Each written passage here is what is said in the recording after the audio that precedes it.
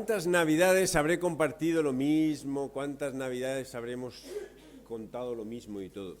Sabéis que en nuestra casa tenemos cierta, entre comillas, tradición, que hay un cuento que leíamos a nuestros hijos de pequeños, que cuenta el cuento de la Navidad, y entonces, claro, papá, cuéntalo, papá, tú que eres el pastor, tú lo vas a contar mejor, entonces cuenta el cuento de la Navidad. Y entonces contabas el cuento de la Navidad, y contabas el cuento de la Navidad como un cuento de la Navidad para los niños, que a veces yo pienso, si el cuento de la Navidad, en vez de ser de la Navidad, hubiese sido el de Caperucita Roja, a lo mejor a los niños les daba exactamente igual, y a lo mejor a nosotros también, porque a veces contamos la Navidad como si fuese un cuentico de cosas que pasaron, o no, de un niño que nació, un niñitín chiquitín que nació en un establo brillante lleno de caca, pero eso no, lo decimos como para que los niños se rían, entonces, y os habéis reído.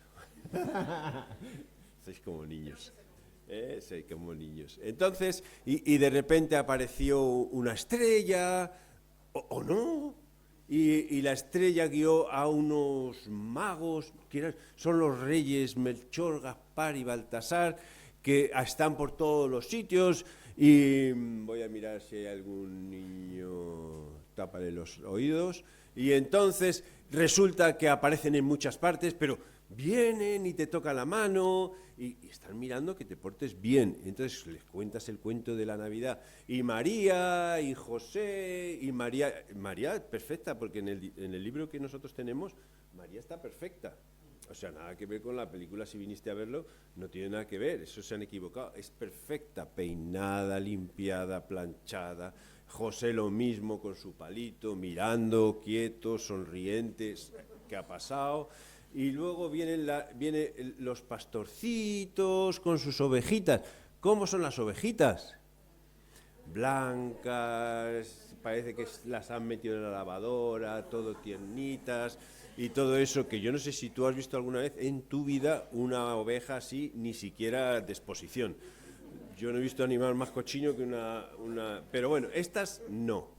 Y luego sonrientes las ovejas, no hay una más grande que otra, pequeñitas, todas mirando al niñito Jesús.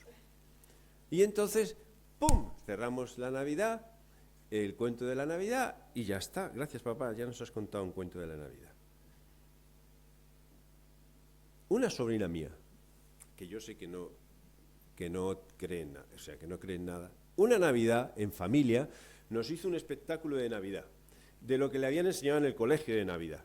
El baile de la Navidad, lo que contaba de la Navidad era perfecto, os lo puedo decir, que yo estaba asombrado. Digo, anda, si es la historia de la Navidad, no la que yo he contado, es más historia de la Navidad de lo que yo pensaba. Y entonces cantó, bailó, Jesús por aquí nació, el Hijo de Dios, y los pastores vinieron, adoraron y se postraron, todo. Había palabras que digo yo, esto es cristiano, esto está muy bien, muy bien, muy bien. Y entonces uno de mis cuñados dijo, ¿qué te parece, Andrés? ¿Cómo los adoctrinan? ¿Cómo los adoctrinan? ¿Por dónde entró la canción? Por aquí. ¿Por dónde salió la canción? Por aquí. ¿Qué hicimos todos? Aplaudir. ¿La canción? No, el baile. A la niña para que se sintiese bien. La Navidad la convertimos a veces en un evento de niños, contado para niños, y los adultos, yo qué sé, me arriesgo a decir, que la entendemos como una Navidad de niños. ¿Qué es la Navidad? Tiempo para niños. Entonces digo yo, no, vamos a cambiar esto, y pongo Navidad para adultos. ¿Qué te suena? ¿Esto de qué va a hablarnos? ¿De qué va a hablarnos? Esto o se pone interesante o está muy loco este. No, la Navidad para adultos es la Navidad, pero no contada como para un cuentico de niños. Así que si has venido hoy a celebrar la Navidad porque es un cuentico de niños, quiero decirte que te has equivocado de sitio, que no te vamos a contar un cuentico de niños, sino lo que realmente pasó en la Navidad. La Navidad no es un cuento, hay que quitar eso, es historia.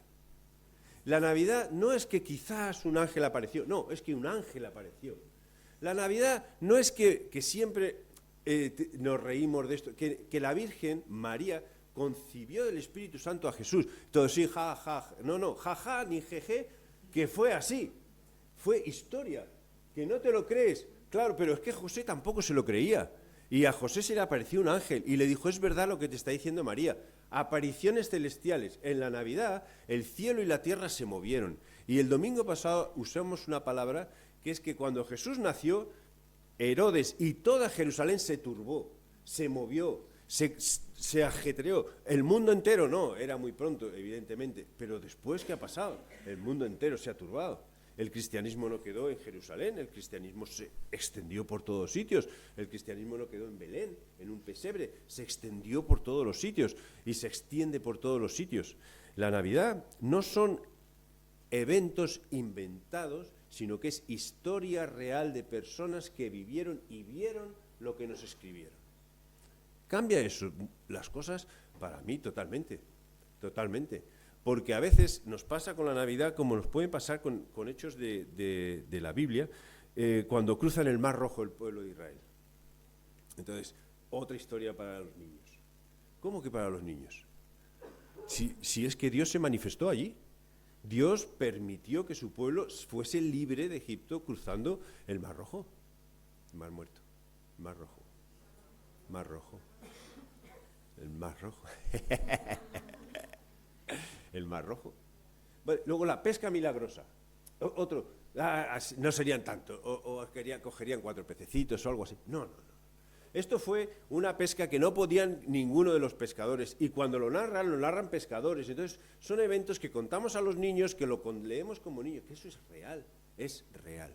Entonces, la Navidad para adultos es sencillamente una forma de decir que vamos a celebrar algo que ocurrió de verdad, y que ocurrió de forma real y que afectó la vida de adultos, de personas adultas, y que puede afectar tu vida de adulto. Entonces, cuando cuentes la historia de Navidad, cuéntala para niños para que te escuchen, pero cuéntala como una historia de verdad. Y si la contamos para adultos, ¿cómo cambiarían las cosas? Mira, en la historia de Navidad, los evangelios de la Navidad son Mateo y Lucas, ¿vale? Entonces tú miras, en los evangelios hay 2 que no hablan casi nada, Marcos y Juan. Juan siempre, cuando leas el evangelio de Juan, tú ves que Juan va a su aire, ¿vale? Porque Juan tiene otro énfasis y Juan se escribió mucho más tarde. Juan sabía lo que quería escribir, Jesús es el Hijo de Dios y no pierde tiempo. Empieza con que Jesús es el Hijo de Dios, que Jesús es Dios y empieza ahí. Pero los demás evangelios, Mateo y Lucas, es cuando tú tengas tiempo en tu casa, míralos. Mateo se enfoca mucho en José, que es curioso porque decimos de José no dice nada, pues Mateo habla más de José.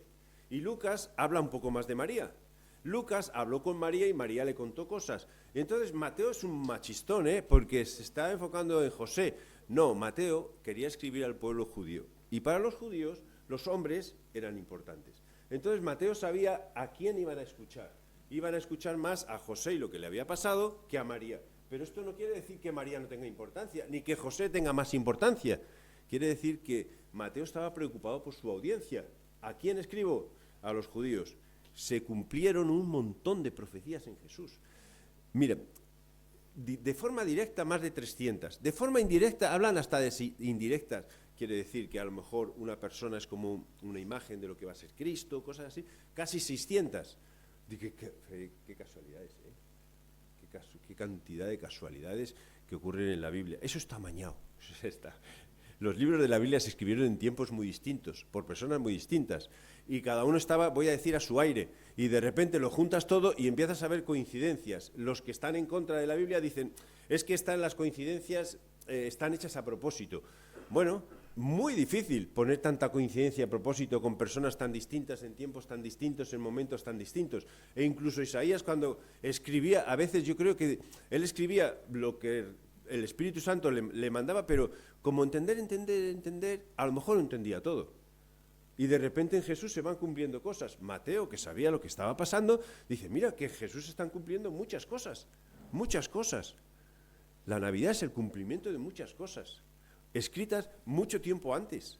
Y dice, la Navidad es para niños, pero para niños muy inteligentes, porque la Navidad es profunda. La Navidad es para cambiar vidas. Entonces, cuando Dios ve que las personas que creían en él, que el pueblo que le seguía y todo eso, va a su aire, que no le hacen caso, porque ahora veremos por dónde estaba el pueblo de Israel, o el pueblo de Dios. Déjame mencionar más así, el pueblo de Dios, por dónde estaba antes de que viniese Jesús.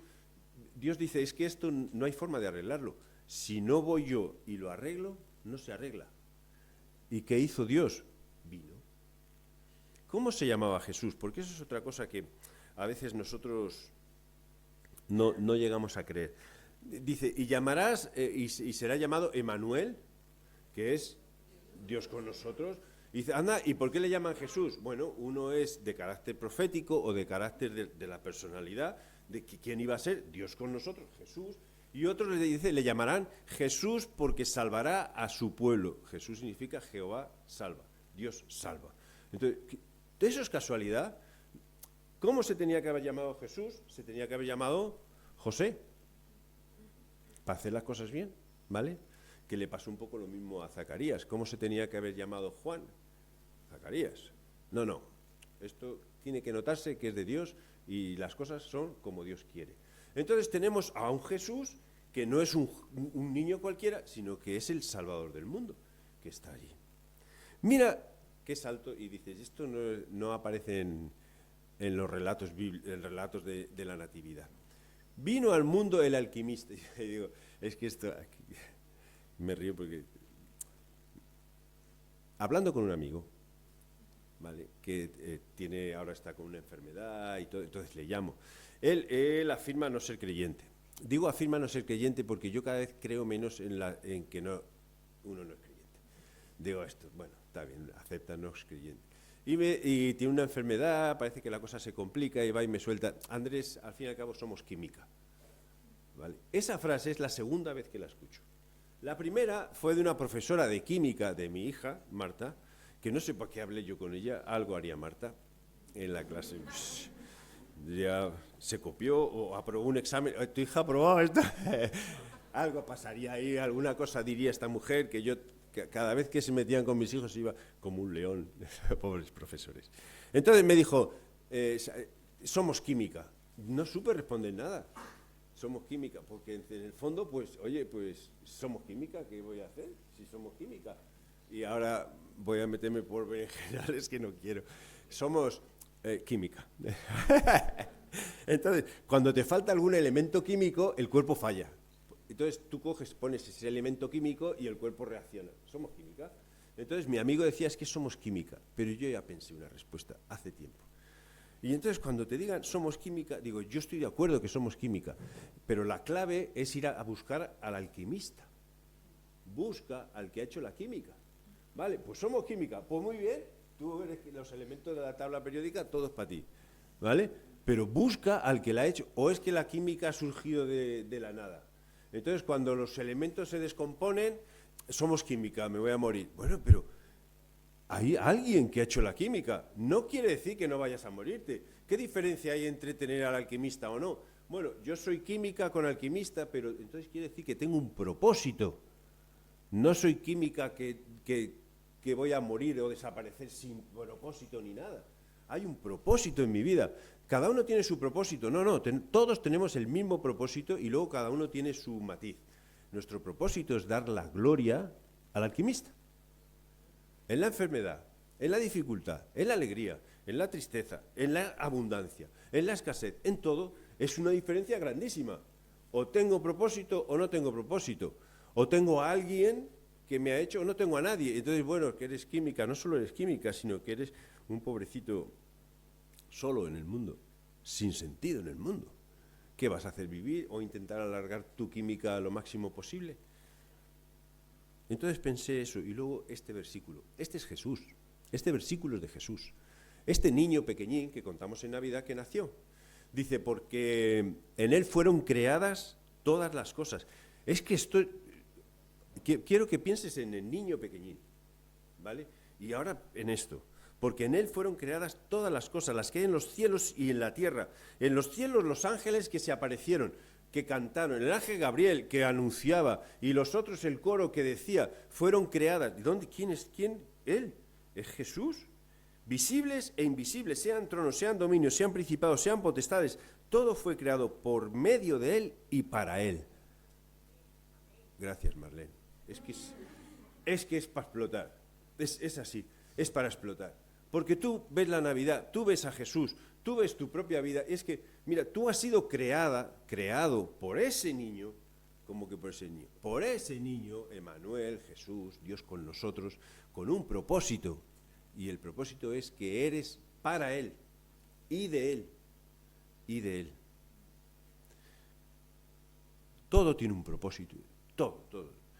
Aunque haya cosas que nos gusten más y nos gusten menos, pero qué diferente es vivir sabiendo que está Él detrás de todo, a pensar que no hay nada, qué mala suerte, y ahora qué tengo que esperar, y ahora qué tengo que hacer, y ahora de quién dependo, y ahora en manos de quién me entrego. Qué difícil es entregarse en manos de las personas, para que las personas nos salven, o para que las personas nos curen, o para que las personas nos ayuden. Mira, las personas son química, como tú. Química. ¿A que no sabías que eras química? Espero que no te vayas con eso, sino que te acerques al que te hizo. Bien.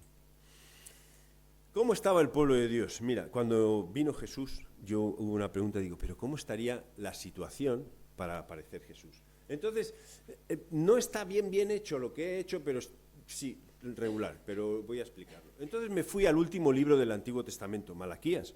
Digo, vale, pues Malaquías nos explicará cómo estaba el pueblo de Dios en ese momento, porque Malaquías es su profeta. Malaquías es muy directo al pueblo de Dios. Luego pasaron como 400 años donde hay otros escritos que no los tenemos en la Biblia, pero hay escritos donde se ve que el pueblo de Dios seguía siendo el pueblo de Dios bastante desbarajustado. Eso era ya muy caótico, y luego empezamos el Nuevo Testamento. Aparece Jesús. ¿En qué momento aparece Jesús? Sabemos que en el momento que aparece Jesús estaban los romanos, pero estaba también Herodes, que estaba gobernando todo. Sabemos que estaban los fariseos, que conservaban la ley, que velaban por la ley para que se cumpliese tajantemente. Sabemos que estaban los saduceos, sabemos que estaban los escribas, sabemos que el pueblo pasaba olímpicamente de todo, sabemos que estaban los pescadores, porque tenemos pescadores, sabemos que había carpinteros, porque, hombre, había un carpintero, por lo menos uno había. ¿Vale? Sabemos que tenían sus oficios, el pueblo vivía normal, todo normal, hacían sus sacrificios, hacían sus ritos, hacían todas las cosas religiosamente bien o religiosamente, cumplían con todo. Si había que dar impuestos, pues hacían pues lo que supongo que hacemos todos. ¿Qué pasa? Evadimos todos los impuestos.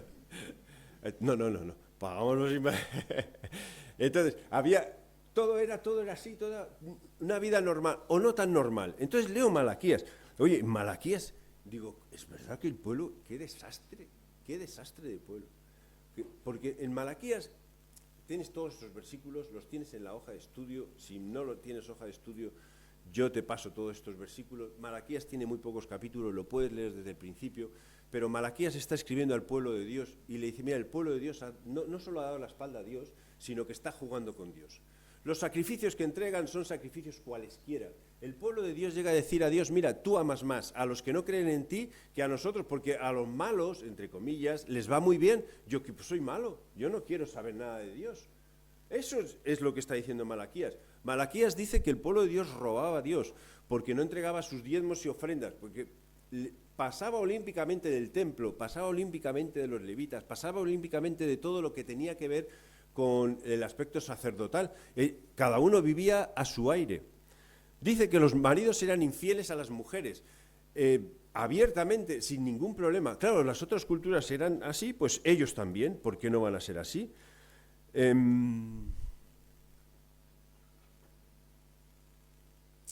Se quejaban, y luego hay una parte que dice, mire, no hay nadie que se levante y diga, ya, vamos a parar. No, todos estaban conformes con todo eso. Entonces digo, esto son 400 años antes de que llegue Jesús. Imagínate 400 años siguiendo esta dinámica. Entonces cuando llega Jesús, menos mal que estaba María, más o menos creyente, José, que era un hombre justo, bueno, y que encontró herramientas para poder aparecer aquí. Pero el pueblo de Dios estaba absolutamente desviado. no entendía nada.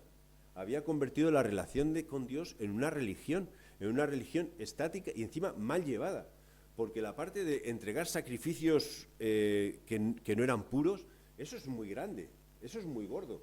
Y luego en los 400 años se llegó a sacrificar cerdos en el templo, que eso, para los judíos y el pueblo de Dios, peor todavía. Era como que les importaba todo un rábano de su relación con Dios. Entonces, este pueblo necesita a Dios. Sí, claro que necesita a Dios. Y entonces, claro, digo, que eran muy malos. Entonces pensaba, ¿y cómo está tu relación con Dios? ¿Necesitas a Dios? ¿Crees que a veces es tan fácil criticar al pueblo de Israel o al pueblo de Dios por lo malísimo que era? Y resulta que nosotros cuando contamos la Navidad, la contamos igual que ellos entregaban sacrificios cojos, ciegos, les daba igual. El más barato era el que valía. Era como bajar a Dios muchos peldaños, ya no es Dios a quien debo toda la honra, es Dios quien está allí. ¿Tú sientes que tu relación con Dios es distante? Porque la del pueblo de Dios sí era distante. Relajada totalmente, incrédulo, pasota, firme, estás luchando, estás dando la mejor, estás acostumbrándote a vivir de una forma, si digo de una forma humana se entiende, ¿no? Donde el que marca los parámetros de la vida soy yo, no es Dios. Dios puede ser mi consejero, pero es que esos consejos son muy antiguos, no me valen. Entonces llega Jesús y rompe otra vez con todo. Llega Jesús y abre los ojos de mucha gente, o llega Jesús y de repente empiezan a pasar cosas extrañas, porque Dios quiere hablar a las personas. Jesús no llegó para el pueblo de Dios, Jesús llegó para todas las naciones. Y cuando hablan de Jesús, dicen que el niño... Perdonad, déjame ver si es la... Sí. Cuando llegó Jesús, este fue el anuncio. Dice, y dará a luz un hijo y llamará su nombre Jesús, porque él salvará a su pueblo de sus pecados. Yo, cuando he contado el cuento de Navidad a mis hijos, yo no he usado estas palabras.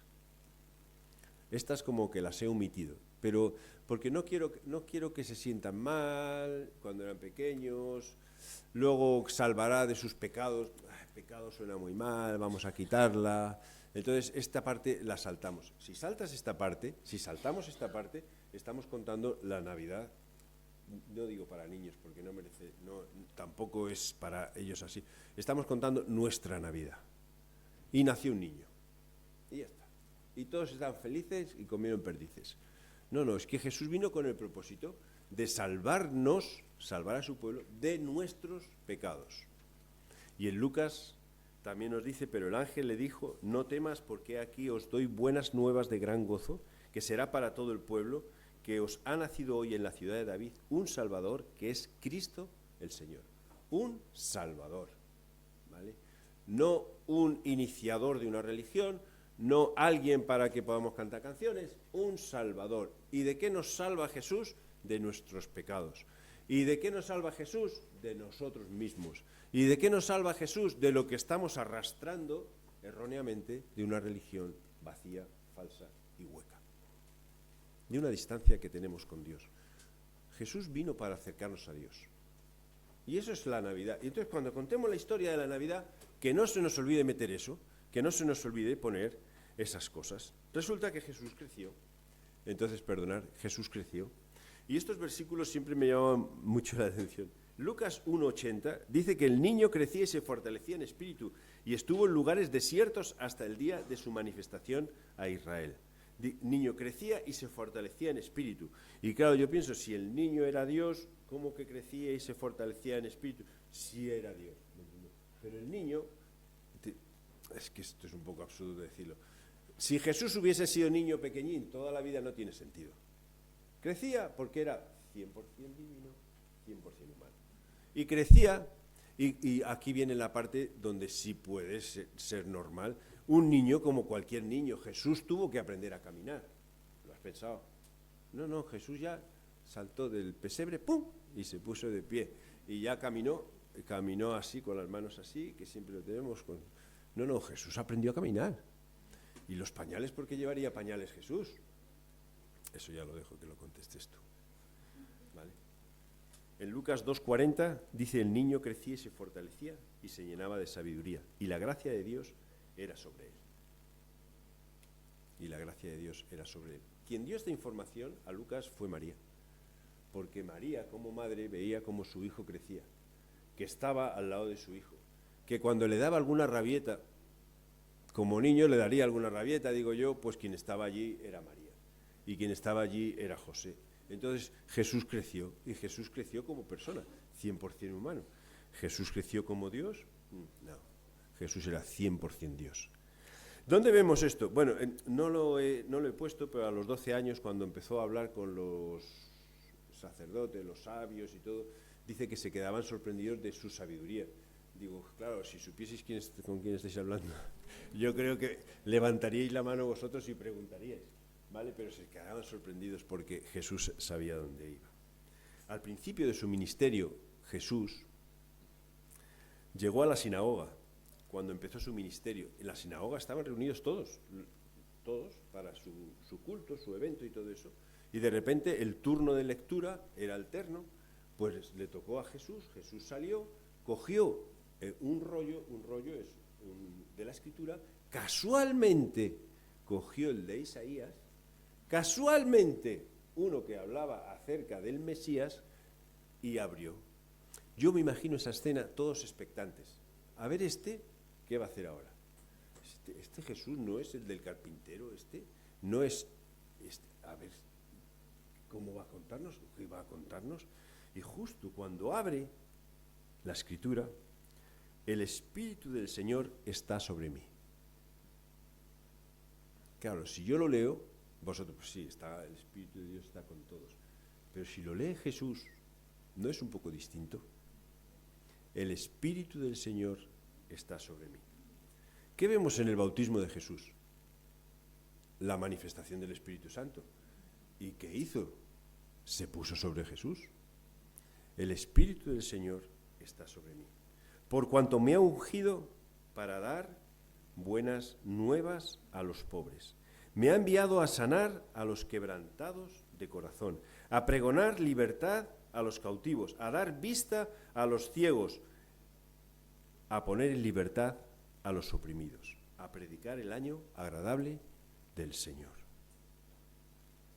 Lo debió leer de alguna forma que todos se quedaron callados, porque cuando Jesús hablaba con mucha autoridad, no con voz ronca ni nada, sino con autoridad de que venía de lo alto. Y todos se quedaron callados y se quedaron mirando, como diciendo, a ver qué hace ahora. Jesús enrolló el libro, todos mirándoles. Él miró a toda la gente y dijo, hoy se ha cumplido esta Escritura. ¿Sabes lo que tenían que haber hecho? Directamente, coger piedras y apedrear a Jesús. ¿Cómo que hoy se ha cumplido esta Escritura? Hoy se ha cumplido esta Escritura.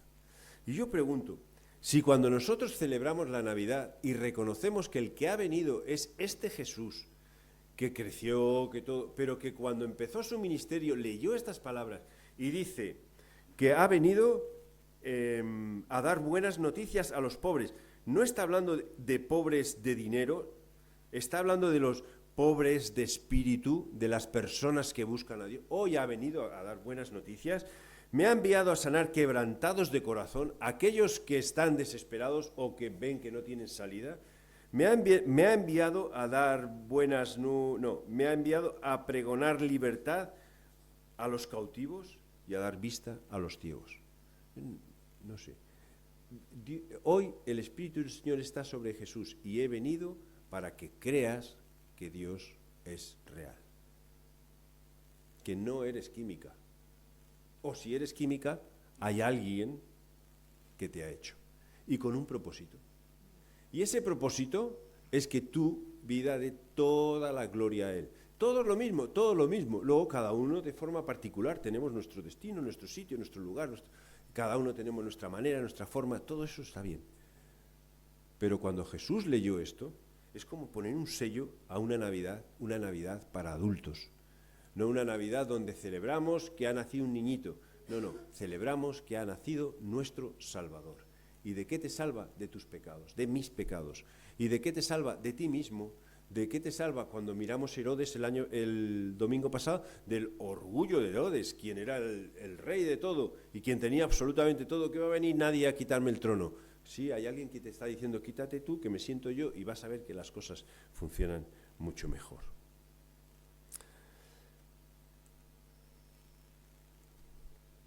La Navidad, para adultos, solamente es como mencionar esta pregunta. ¿Cómo vas a contar esta Navidad? Porque te van a pedir que la cuentes, te van a pedir que lo digas. ¿Y cómo vas a vivir esta Navidad? Jesús no vino para que comamos turrón, Jesús vino para que nosotros tengamos una relación limpia y sana con Dios. Os animo a leer Malaquías. De un tirón se lee, ¿vale? No digas, en una semana lo leo. No, siéntate y lee los 4 capítulos. Rápido. Y sabes que cuando leo Malaquías, digo, es que creo que muchas veces como pueblo de Dios estamos en la misma situación que estaba el pueblo de Dios cuando vino Jesús.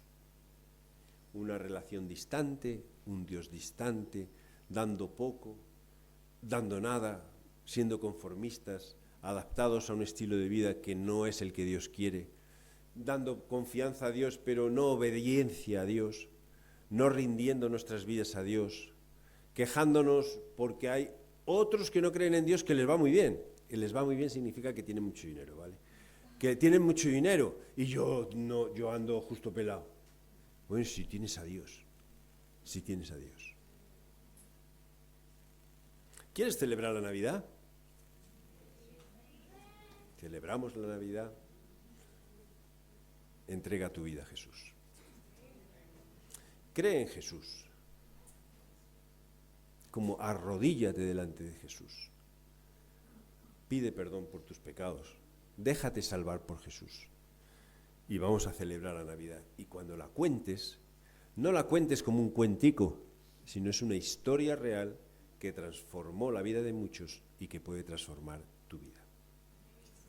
Así que encendemos la quinta vela. Todo esto es simbólico, porque lo entendéis, ¿no? Esto no es mágico ni nada. Pero puede ser mágico, si tú dejas que al encender la quinta vela y que reconocemos que Jesús ha nacido, que dejes que Jesús nazca en tu propia vida. Que dejes de ser zoqueta, duro de cabeza, duro de cerviz. Que tú sabes las cosas que hay que cambiar, que puedes mejorar y que puedes rendir a Dios. Bueno, voy a copiarme de Maru porque...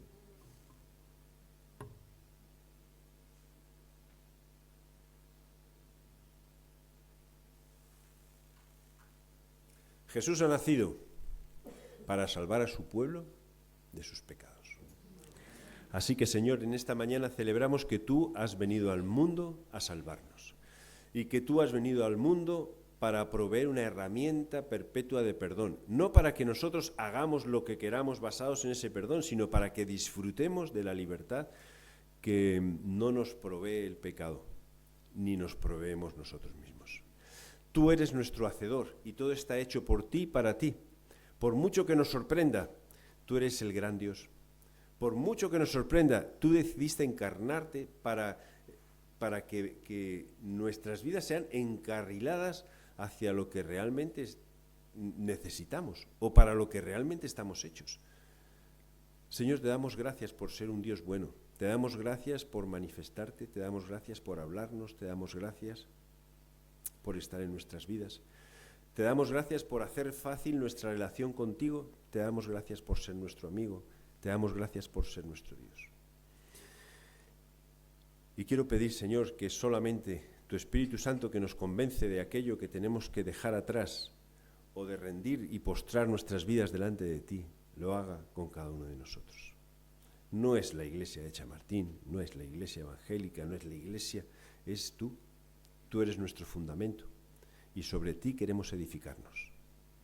Ayúdanos, abre nuestros ojos, líbranos de la prisión, cura nuestros corazones y sobre todo que nos ayudes a disfrutar de que tú viniste al mundo para salvarnos. Gracias, Señor, por ese evento Gracias, Señor, por formar parte de nuestra historia. En el nombre de Jesús. Amén.